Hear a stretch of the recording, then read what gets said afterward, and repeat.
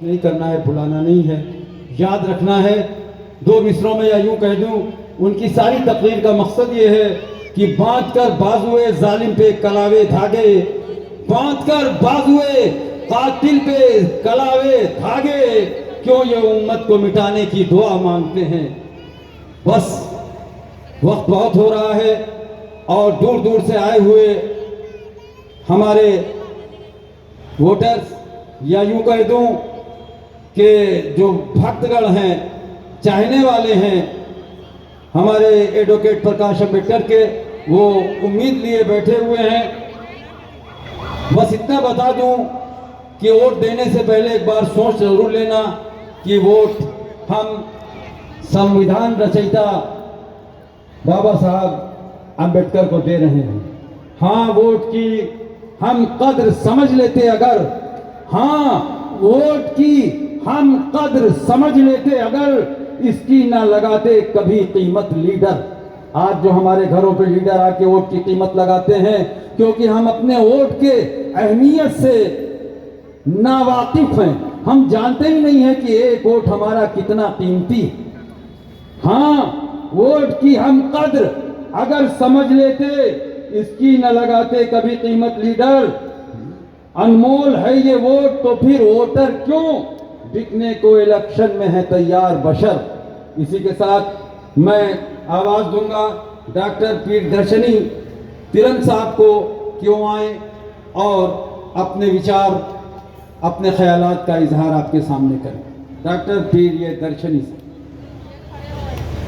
मंच पर उपस्थित आदरणीय हमारे नेता एडवोकेट प्रकाश अम्बेडकर साहब, दक्षिण मुंबई के प्रत्याशी अफजल दाऊदानी साहब, साथियों, हम दक्षिण मध्य मुंबई को, अगर दक्षिण मुंबई को देखते हैं तो मुस्लिम मतदान करीब करीब 3.5 लाख है।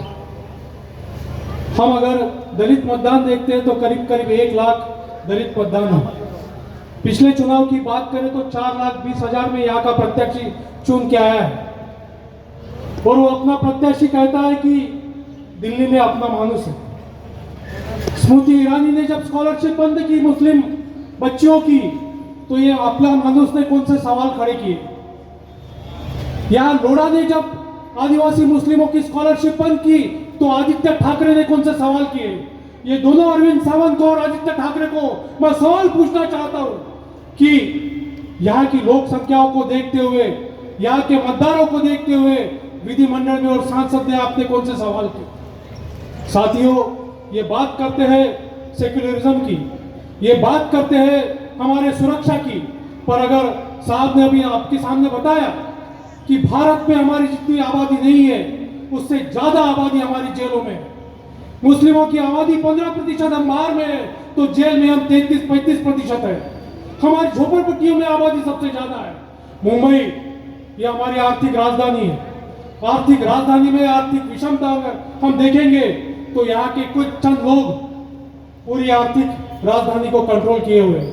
ये मराठी भाषा की बात करते हैं, लेकिन जिस मुंबई में जिन्होंने आर्थिक राजधानी पर राज किया है, उन पे कभी मराठी का सवाल ये उठाते नहीं है। तो इनकी दोगली बातें हैं भाई साहब, दोगली बातें हैं बहनों। तो मेरी गुजारिश है कि जो कांग्रेस बात कर रहा है, जो आज मल्लिकार्जुन खड़गे बात कर रहे हैं कि अगर ये सत्ता में आएंगे तो SC ST मुसलमानों को एक गुलाम बनाएंगे, मैं मल्लिकार्जुन खड़गे से सवाल करना चाहता हूँ, क्या 55 साल आपके साथ संविधान था, तो क्या आपने अनुसूचित जाति के लोगों को मालक बनाया? क्या आपने मुसलमानों को मालक बनाया? जबकि ज्यादा से ज्यादा हमारी आजादी, हमारी आबादी जेलों में है। तो भाई और बहनों, आने वाले 20 तारीख को आपको गैस सिलेंडर को याद रखना है, हमारे शख्सियत को याद रखना है।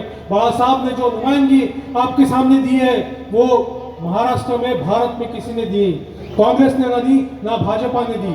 तो हमारा जो मुद्दा है, हमारा जो मसला है, वो हम वंचित बहुजन आघाड़ी के साथ ये मुद्दे को साथ लेके बढ़ेंगे और हमारे उम्मीदवार को, गैस सिलेंडर को, इस चुनावी निशानी को याद रखेंगे। और मेरी विनती आपसे है कि आप आज जितने भी यहाँ उपस्थित हो, एक एक बंदों ने, एक एक बहनों ने 10-10 लोगों को विनती करना है और गैस सिलेंडर को वोट देना है। इतनी मैं आपसे बात रखता हूँ और समाप्त करता हूँ। खुदा हाफिज, जय भीम।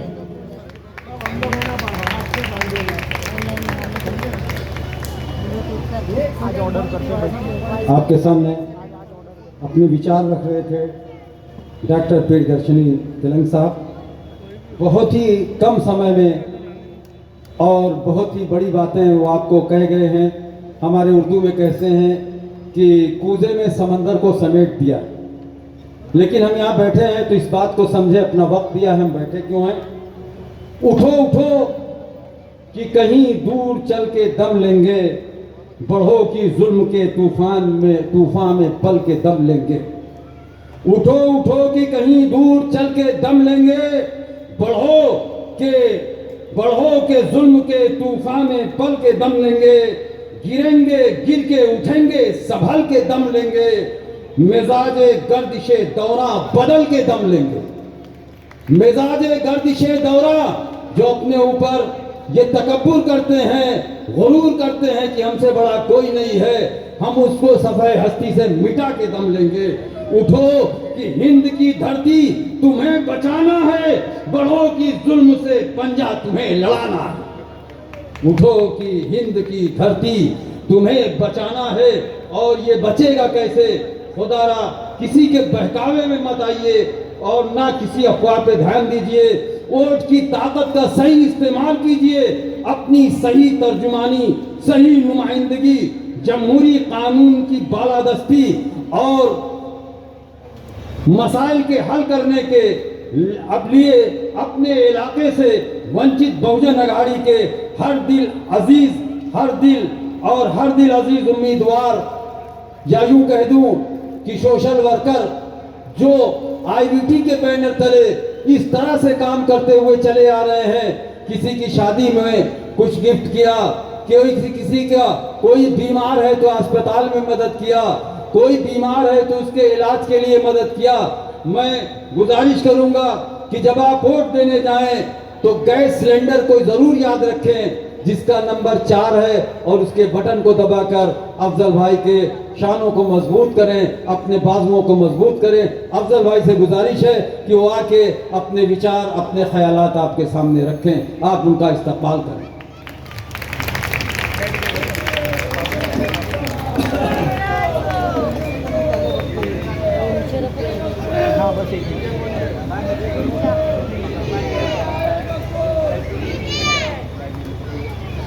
बिस्मिल्लाहिर्रहमानिर्रहीम।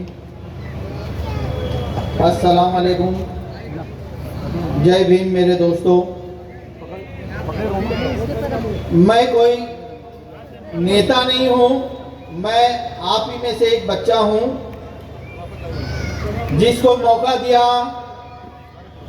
आदरणीय प्रकाश आंबेडकर जी ने कि आज हम उस लायक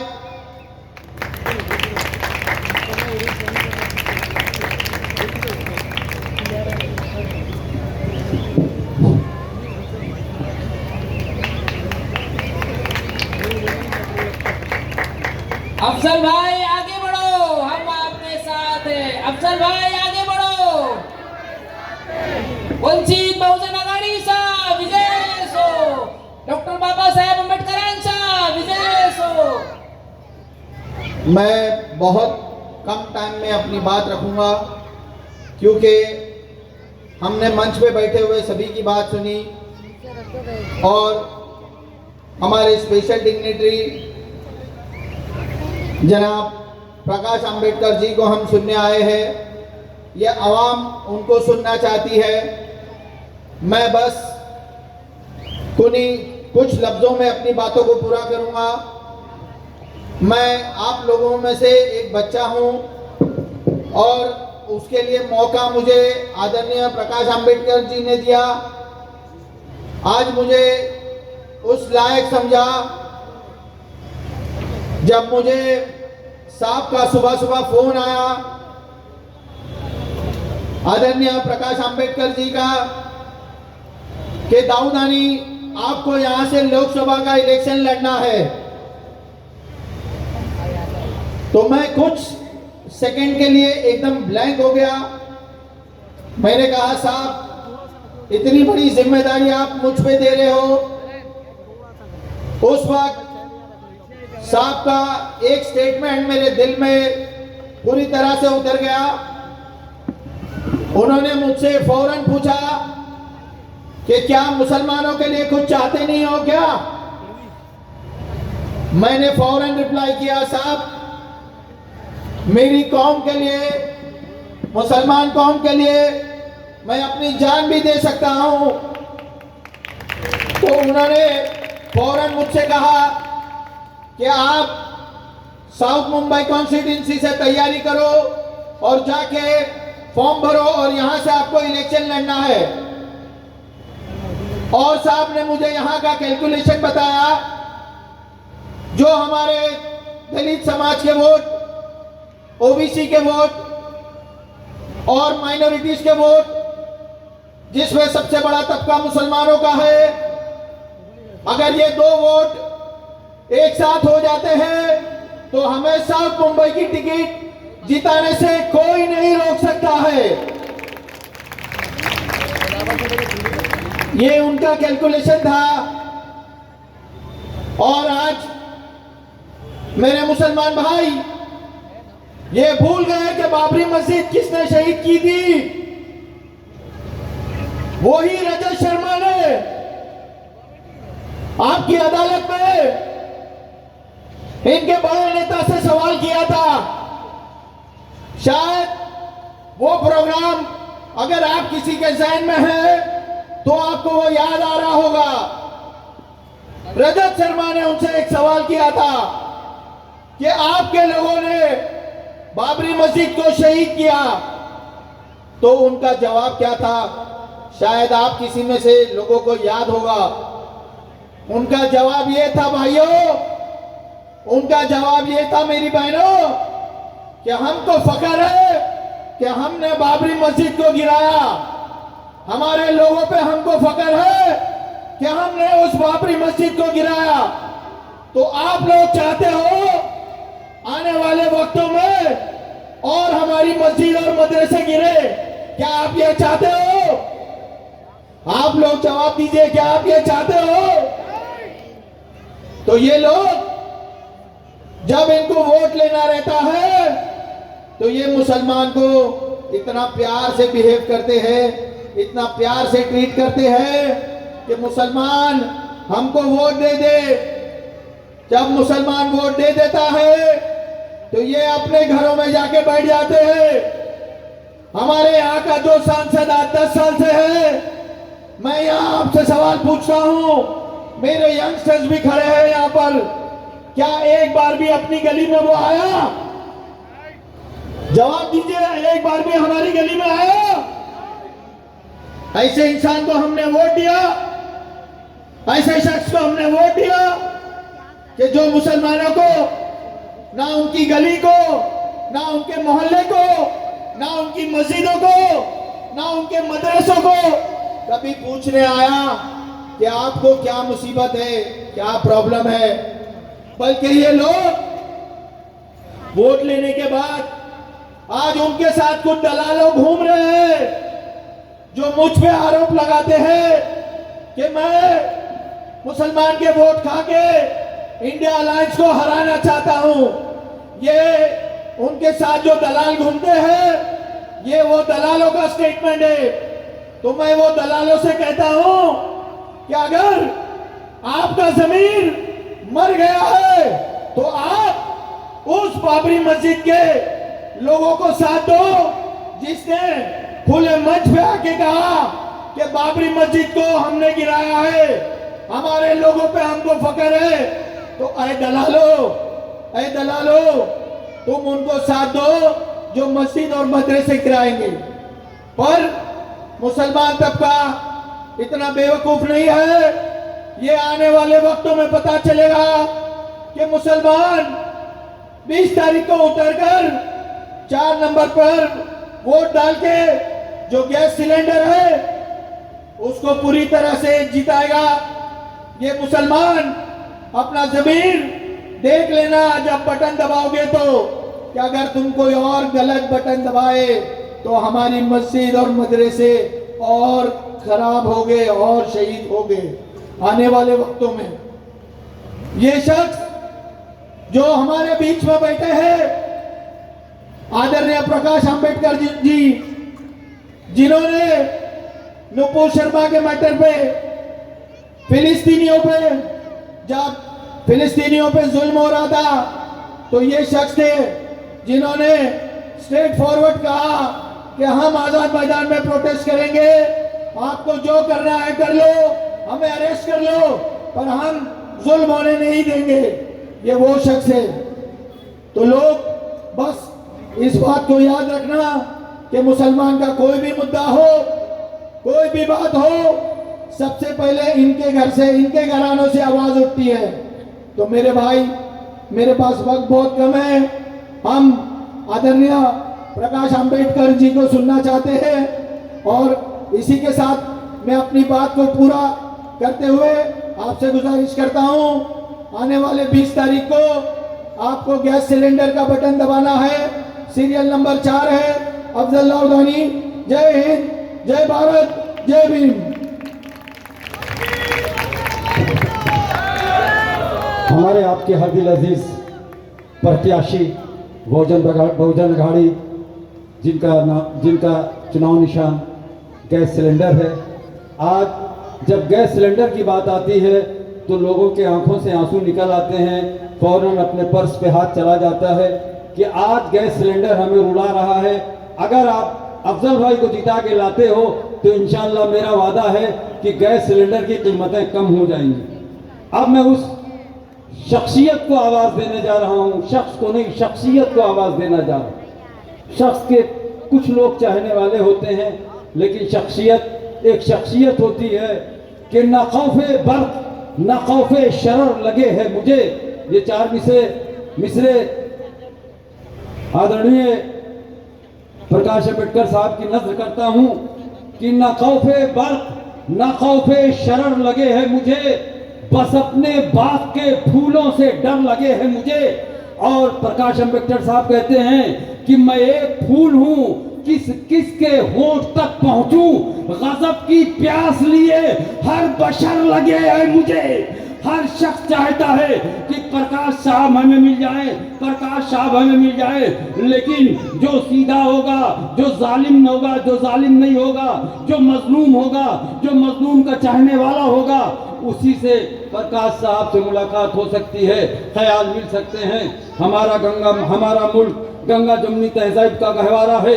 भारत रत्न डॉक्टर भीमराव बाबा साहब अम्बेडकर ने हमें दुनिया का सबसे ताकतवर जमहूरी आईन दिया है, जिसके तहत सभी जात धर्म को अपने मजहबी रसूमात अकीदे पर आज़ादाना तौर पर अमल करने का इजाज़त मिला है।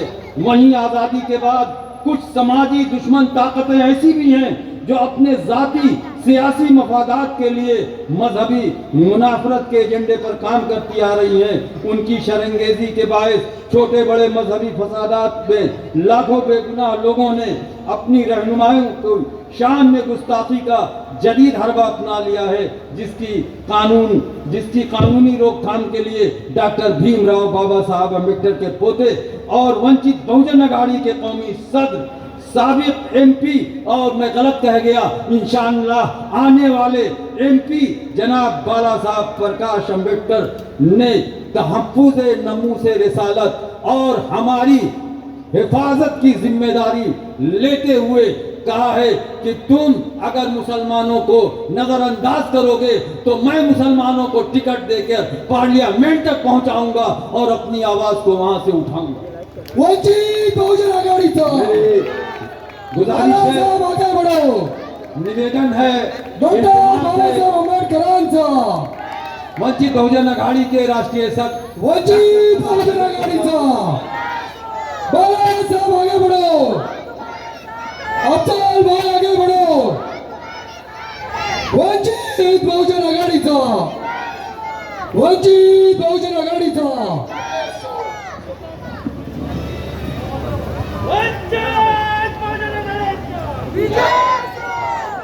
शफी भाई मर्चेंट स्टेज पे आ जाए।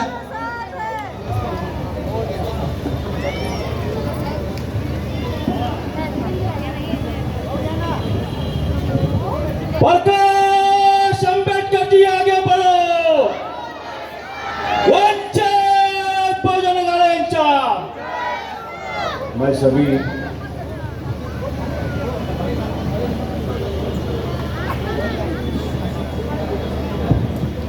क्योंकि 10 बजने में सिर्फ मेरे ख्याल से 20-25 मिनट बाकी है, मैं अपनी बात रखना चाहता हूँ। अफजल दाऊदानी के प्रचार सभा में मैं आपसे कुछ बातें करना चाहता हूँ। मुस्लिम समाज की ओर से हमेशा शिकायतें चलती रहती। फिलहाल शिकायत ये है कि हमको कांग्रेस ने कैंडिडेट नहीं दिया, 21 राज्यों में नहीं दिया करके बता रहे हैं, लेकिन जो कैंडिडेट है उसके बारे में हम लोग बातचीत करने के लिए तैयार हैं।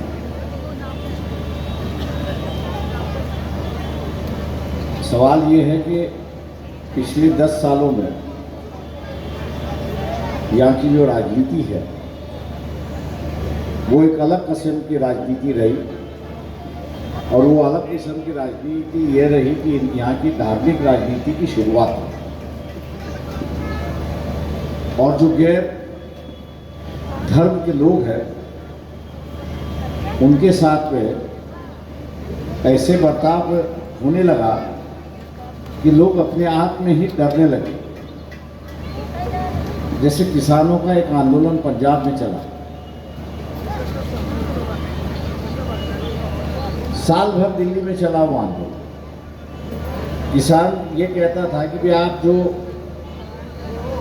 दाम देते हो उसका कानून बनाया नहीं है, मिनिमम सपोर्ट प्राइस अब देते हो उसका आपने कानून बनाया नहीं है, इसलिए हम लोग धरना पे आए।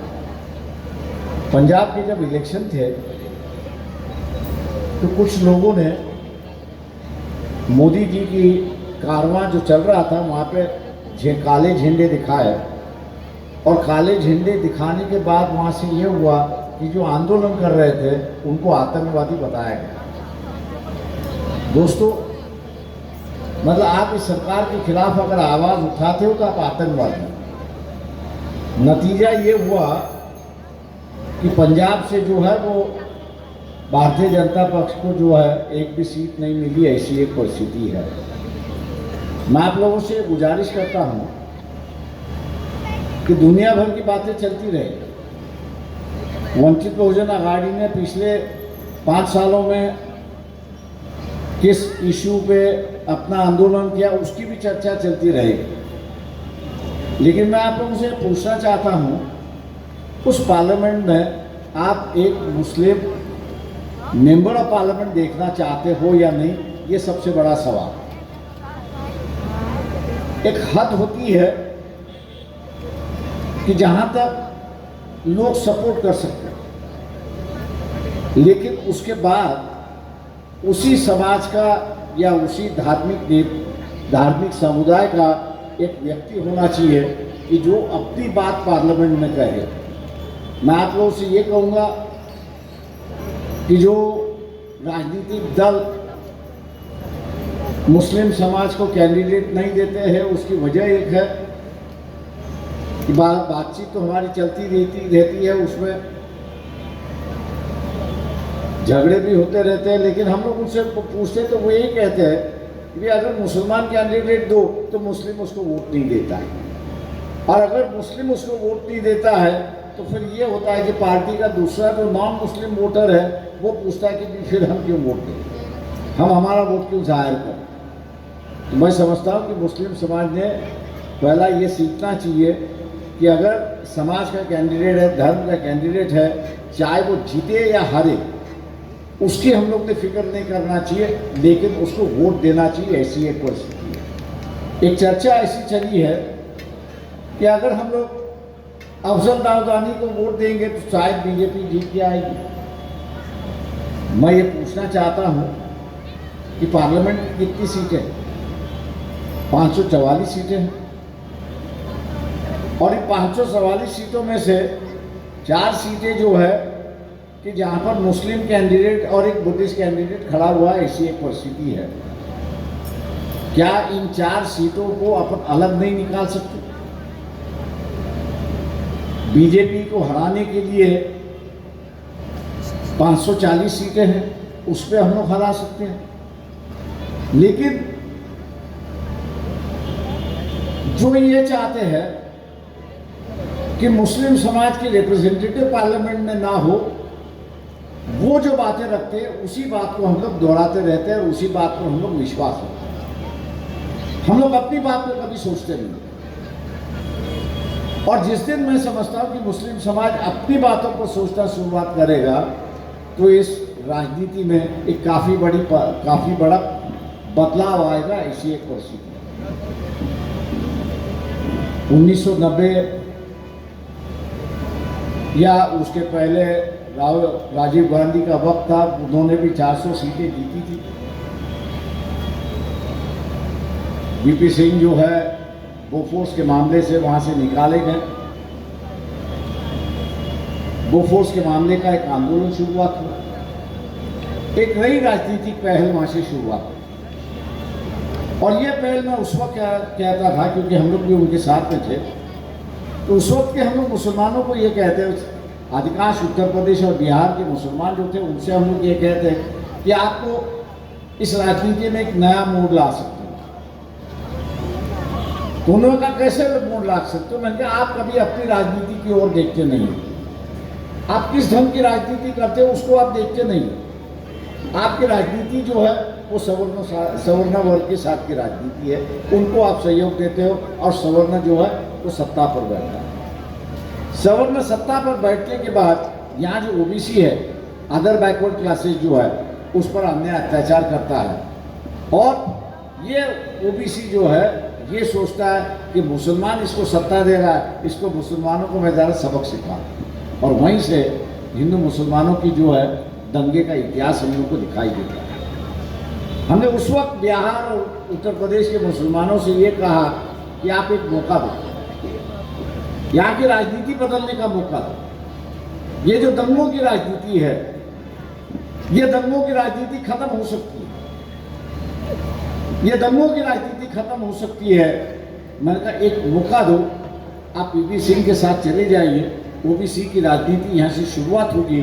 और जिस दिन मैंने कहा ओबीसी की राजनीति शुरुआत होगी, उस दिन से मैंने कहा लिख के लिए बिहार और उत्तर प्रदेश के दंगों की राजनीति वहाँ पे खत्म होगी। 90 के बाद में उत्तर प्रदेश और बिहार से दंगों की राजनीति खत्म हो चुकी है। उसकी वजह यह है कि जो दंगे करने वाले थे, ओबीसी और मुसलमान दंगे करने वाले थे, हाथ मिला दिए और सत्ता में बैठ गए, और आज भी सत्ता में बैठे। ऐसी एक परिस्थिति। इस दंगों की राजनीति के बाद क्या हुआ? बम ब्लास्ट की राजनीति यहाँ पे शुरुआत, बम ब्लास्ट की राजनीति यहाँ पे शुरुआत हुई, और उसी का सिलसिला आज हम लोगों को दिखाई देता है। मैं समझता हूँ कि आज भी एक नए मोड़ राजनीति यहाँ पर ले सकती है, ऐसी एक परिस्थिति है। और उस राजनीति के मोड़ को एक नया मोड़ अगर देना है, तो मुसलमानों को अपना मुस्लिम उम्मीदवार चुनना चाहिए। वो जिस दिन पार्लियामेंट में चले जाएगा, उस दिन यहाँ की राजनीति बदलना शुरुआत होगी। आप इसको याद रखें। आज हम लोग ने एक प्रेशर बनाया, वंचित बहुजन आघाड़ी ने मुसलमानों को उम्मीदवारी देते हुए एक प्रेशर बनाया, और प्रेशर देके ये कहा है कि भैया जो वंचित बहुजन आघाड़ी के 2 लाख वोटर जो है, वो 2 लाख वोटर जो है वो अफजल दाऊदानी को पैसे मिलेंगे कि पार्टी के उम्मीदवार होने से पार्टी का वोट पार्टी को ही जाएगा। लेकिन अगर मुस्लिम समाज अगर वोट देता है, तो मान लीजिए ये बदलाव की राजनीति यहाँ पे शुरुआत होगी, और उसके बीच में अगर दाऊदानी अगर जीत भी जाते हैं, तो आप राजनीतिक दलों पर मजबूर करोगे कि मुस्लिम को भी उन्होंने उम्मीदवारी देनी चाहिए। ये एक नई व्यवस्था आप यहाँ पे शुरुआत।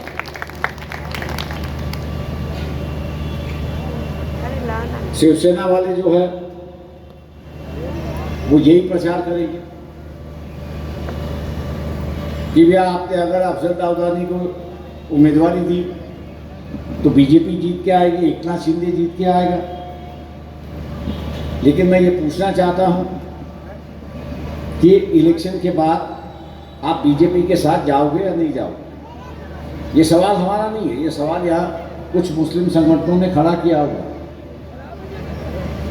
मुस्लिम इंटेलेक्चुअल फोरम जो है उन्होंने ये सवाल खड़ा किया है कि आप वोट चाहते हो तो हम देने के लिए तैयार हैं।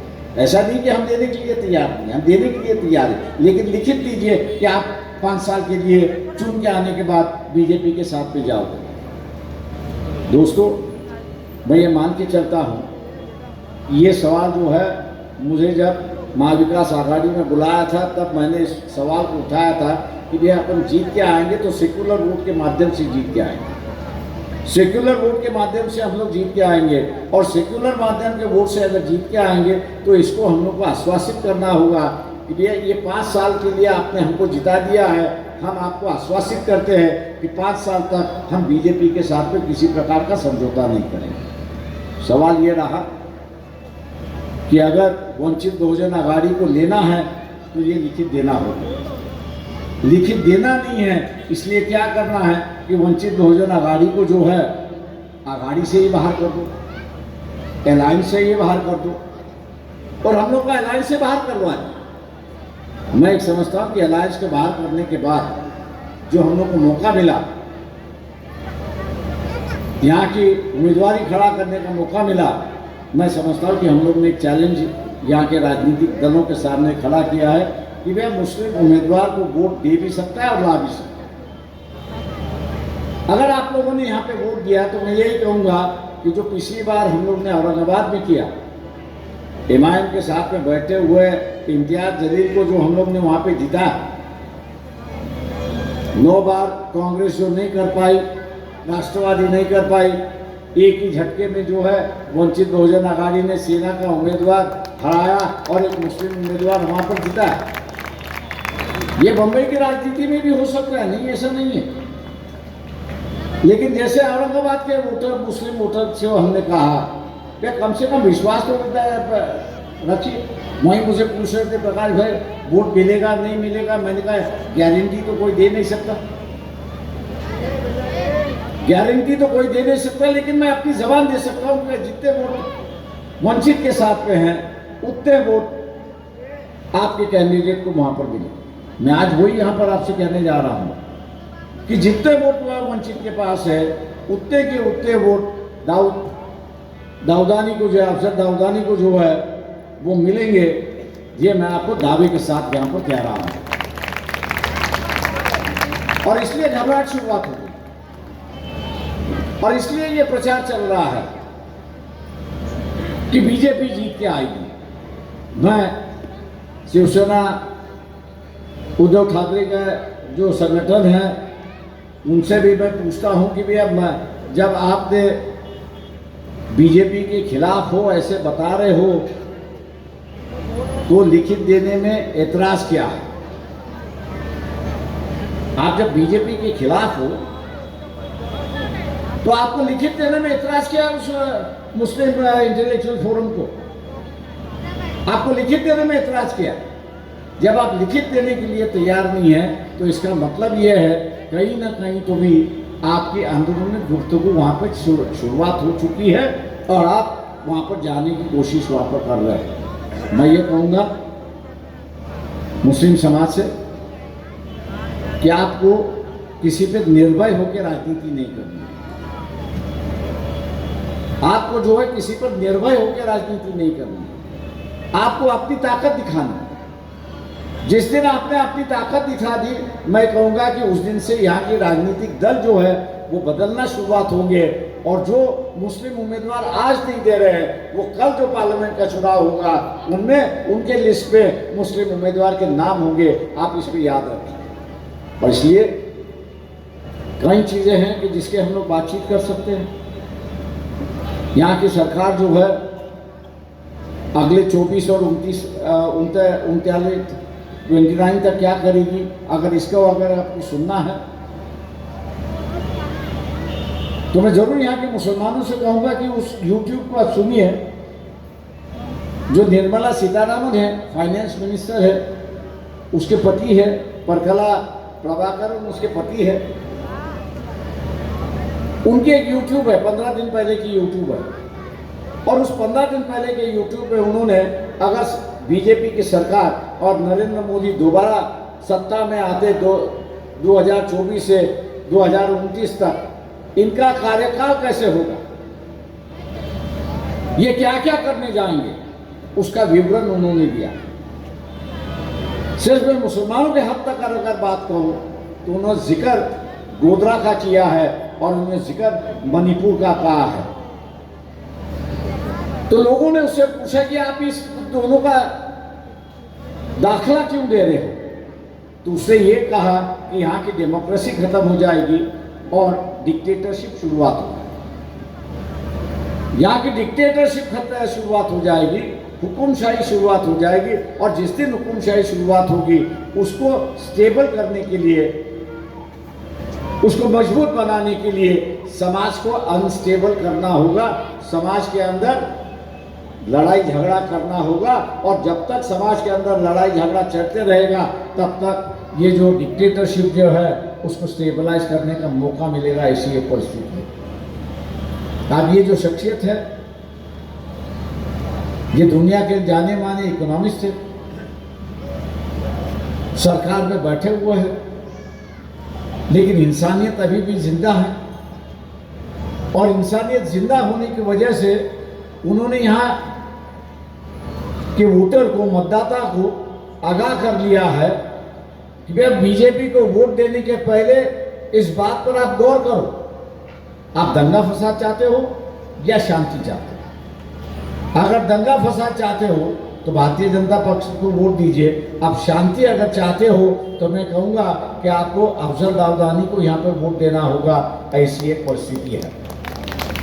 आज के मुताबिक कांग्रेस पार्टी इस आघाड़ी में है, लेकिन कांग्रेस पार्टी कहीं आपको ये आके कह रही है कि शिवसेना के जो उम्मीदवार है अरविंद सावंत, उनको वोट दो, ऐसे कांग्रेस कह रही है आपसे। कांग्रेस वाले मुझसे कह रहे हैं कि हमारा सैंडविच हो चुका है। तो मैंने कहा, मैं आपको आगाह कर रहा था कि आपका सैंडविच हो रहा है, लेकिन आप मानने के लिए तैयार नहीं हो, आप मानने के लिए तैयार नहीं हो। आज यही दिखाई देता है कि जो डर हम लोग व्यक्त कर रहे हैं वही डर कांग्रेस महसूस कर रही है, वही डर एनसीपी में महसूस कर रही है कि इलेक्शन के बाद, जीतने के बाद उद्धव ठाकरे की सेना जो है ये बीजेपी के साथ जाएगी, और इसलिए कांग्रेस वाले जो है वो सेना को वोट दो ऐसे कहने के लिए कहीं भी आ नहीं जाए। मैं आप लोगों से आगाह करता हूं, कांग्रेस की नोकझोंक हमारी चलती रहेगी, कांग्रेस के साथ में हम लोग की नोकझोंक चलती रहेगी, क्योंकि एक ही तरफ के हम लोग, उस तरफ जा नहीं सकते, कांग्रेस भी जा नहीं सकती और हम लोग भी जा नहीं सकते।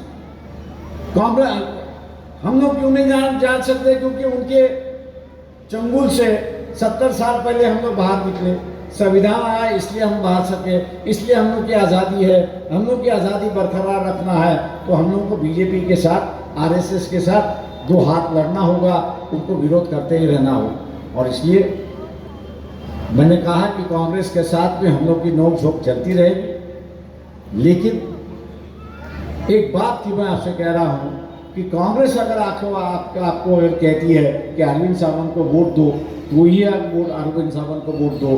जब तक कांग्रेस नहीं आके कहती है तब तक आपका मन बना लो कि आपको जो है अफजल दाऊदानी को ही वोट देना है, और हम अपने को ही वोट देंगे। ये मेरे ख्याल से हम लोग ने मन बनाना चाहिए। मैंने जैसे क्या 544 सीटें हैं बीजेपी को हराने के लिए, इन 4 सीटों को निकालो, 540 सीटें बचती है, उन 540 सीटों में आप बीजेपी को हराइए, और ये माइनॉरिटी के जो कैंडिडेट है इन कैंडिडेटों को जिताइए। यही मैं आपसे ऐलान करता हूं और उम्मीद भी करता हूं कि जो गैर प्रचार चल रहा है, वो गैर प्रचार चल रहा है, उसकी वजह भी हम लोग ने समझनी चाहिए। ऐसा नहीं है कि कांग्रेस देना नहीं चाहती, मैं कांग्रेस की तरफदारी नहीं कर रहा, लेकिन उनकी मजबूरियां आपके सामने रख रहा हूं। कांग्रेस की मजबूरी है सोनिया गांधी के खिलाफ इंक्वायरी चली है, राहुल गांधी के खिलाफ इंक्वायरी चली है, खरगे जो है उनके खिलाफ इंक्वायरी चली है, आधा डजन कांग्रेस के वर्किंग कमेटी के मेंबर है उनकी इंक्वायरी चली है। सवाल ये है कि वो अपने आप को बचाएंगे, ये आपका प्रचार करते रहेंगे। जब तक वो अपने आप को बचाते नहीं तब तक वो दूसरों की लड़ाई लड़ नहीं सकते। जब तक वो अपने आप को बचाते नहीं तब तक वो दूसरों की लड़ाई यहाँ पे शुरुआत नहीं कर सकते हैं। और इसलिए उनकी मजबूरी है, और मजबूरी की वजह से ही मैं आज कह रहा हूँ कि कांग्रेस वाले जो है वो अरविंद सावंत को या बीजेपी या उद्धव ठाकरे के जो उम्मीदवार है उनको वोट दो, ऐसे प्रचार के लिए वो आज तक बाहर निकले नहीं है। ऐसी परिस्थिति है। हो सकता है कि कल जबरदस्ती उनको ले आए, कल हो सकता है कि जबरदस्ती उनको ले आए और कहे कि भैया हम सपोर्ट कर रहे हैं, लेकिन ये ज़बानी बातें होगी, दिल की बातें नहीं होगी। ऐसी एक परिस्थिति है। इसलिए हम लोग को कुछ बातें समझनी चाहिए और कुछ बातों पर हम लोग को ऐलान करना चाहिए। मैं आज आप लोगों से आग्रह करता हूं कि आपके दिमाग से बीजेपी को हराना ये निकालो, इस कॉन्स्टिट्यूंसी के लिए निकालो। बाकी के कॉन्स्टिट्यूंसी है जहां पर मुस्लिम समाज जो है वो बीजेपी को हराने के लिए बैठा हुआ है, क्योंकि वहां मुस्लिम कैंडिडेट है ही नहीं। यहाँ जो एक मुस्लिम कैंडिडेट है, और इसलिए मैं मुसलमानों से कह रहा हूं कि आप अगर अपने कैंडिडेट को वोट नहीं दोगे तो यही सवाल अगली बार पूछा जाएगा कि आपने जब अपने कैंडिडेट को वोट नहीं दिया, अपने समाज के कैंडिडेट को वोट नहीं दिया, अगर हमने उम्मीदवारी दी तो आप कहाँ से दोगे? ये शक जो है हम लोग अपने ही कर्तृत्व से पैदा कर रहे हैं। ऐसी एक परिस्थिति है। उदाहरण आपको यही देंगे कि वंचित ने जो है औरंगाबाद में एक मुसलमान कैंडिडेट को जिताया था। आपके सामने एक एग्जाम्पल था, दाऊदानी भी जीत सकता था, लेकिन आपने उनको वोट नहीं दिया। और इसलिए हम आप पे विश्वास नहीं करते कि आप एक अगर हमने मुसलमान कैंडिडेट दिया तो आप उसको वोट देंगे। ये जो शक की भावना जो है, ये शक की भावना हम लोग ही पैदा कर रहे हैं और कोई पैदा नहीं कर रहा। ये शक की भावना हम लोग ही पैदा कर रहे हैं, दूसरा और कोई पैदा नहीं कर रहा है। और इसलिए ये जो शक की भावना जो है इसको हम लोग खत्म करें। मैंने जैसे कहा, और पिछले इलेक्शन जो मतलब चौथे फेज का जो इलेक्शन हुआ, ये 5वें फेज का इलेक्शन होने जा रहा है। 50% के ऊपर वोटिंग नहीं हो रहा।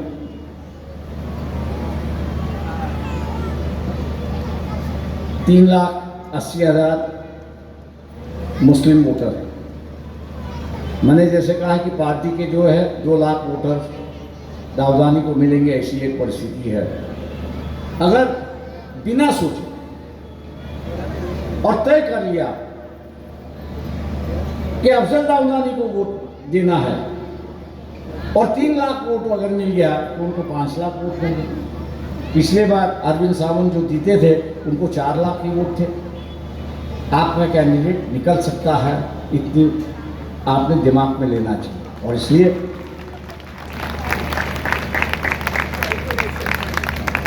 अंग्रेजी में जिसको कहते हैं कि नेगेटिव सोच जो है, नकारात्मक सोच जो है, उसको हम इस कॉन्स्टिट्यूंसी के निकालो।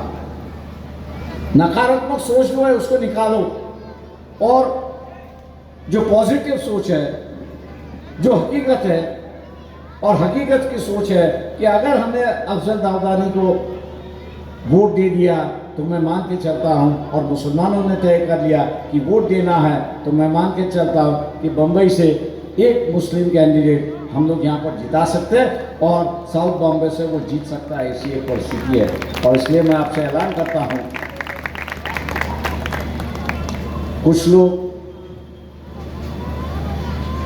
गलत प्रचार करने भी आएंगे, बहकाने भी आएंगे, उन पर किसी प्रकार का विश्वास नहीं रखना। उनकी किसी बातों को सुनना नहीं। उनसे इतना ही कहना है कि भी आप 450 सीटों पे जाके बीजेपी को हराई, इस सीट को छोड़ दी। इस सीट को हम जो करना चाहते वो हम लोग वहाँ पर करें। और हम लोग करना चाहते ये है कि अफजल दाऊदानी को जिताना है, और अफजल दाऊदानी का जो गैस सिलेंडर है वो गैस सिलेंडर पार्लियामेंट में पहुंचना चाहिए। यही मेरे ख्याल से हम लोग की ख्वाहिश होनी चाहिए और यही हम लोग का इरादा होना चाहिए। जब तक हम लोग का इरादा नहीं होगा, जब तक हम लोग खुद तय नहीं करेंगे, जब तक हम लोग खुद तय नहीं करेंगे, तब तक मैं मान के चलता हूं कि यहाँ की बदलाव की राजनीति आप गली में, नुक्कड़ में, जगह जगह जहां पर अगर मुस्लिम समाज ये कहना शुरुआत करे कि नहीं भाई इस कॉन्स्टिट्यूंसी में जो है हम अफजल दाऊदानी को वोट देंगे, तो मैं मान के चलता हूं कि हर कॉन्स्टिट्यूंसी में 5% वोट ऐसा होता है, 5% वोट ऐसा होता है कि जो कहता है जो जीतने वाला है मैं उसी को ही दे दूं, मेरा वोट जाहिर क्यों करूं, जो जीत रहा है मैं उसी को दे दूं।